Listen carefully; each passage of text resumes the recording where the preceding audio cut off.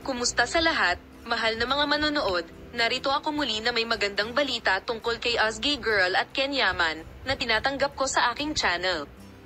Bago lumipat sa aking video, huwag kalimutang mag-subscribe sa aking channel at i-like ang aking video. Kilala sa kanilang kapana-panabik na on-screen na chemistry at malapit na pagkakaibigan sa labas ng screen, ang duo ay naging paksa ng maraming haka-haka at fandom kamakailan lamang. Si Ken Yaman ay higit pa sa pagpapakita ng kanyang pagpapahalaga at pagmamahal kay Ozgie Girl sa pamamagitan ng pag-aayos ng isang hindi malilimutang sorpresa para sa kanyang kaarawan at ipinakita kung bakit sila ay isang mapagmahal na mag-asawa.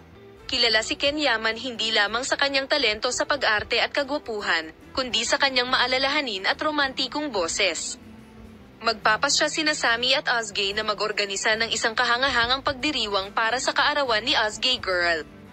Sa pag-unawa sa pagmamahal ni Ozgie sa kalikasan at kapayapaan, pumili si Ken ng isang liblib at magandang lugar na malayo sa mataong lungsod. Ang venue ay isang kaakit-akit na boutique hotel na matatagpuan sa gitna ng isang luntiang kagubatan, na nag-aalok ng mga nakamamanghang tanawin at isang kapaligiran ng tahimik na kagandahan.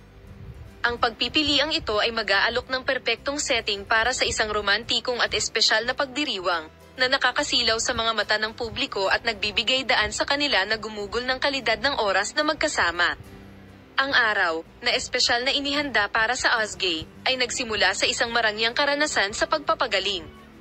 Inayos ni Cam Yaman ang mga profesional na masahista upang magbigay ng iba't ibang paggamot, kabilang ang mga massage, facial at aromatherapy, na nagpapahintulot kay Ozgie na makapagpahinga at makapagpabata. Ang maalalahanin na pagpindot na ito ay nagbigay diin sa atensyon ng aking sinta sa detalye at pagnanais na gawing espesyal ang araw hanggat maaari. Salamat sa lahat sa panonood ng aming video palem, makita ka sa mga bagong video.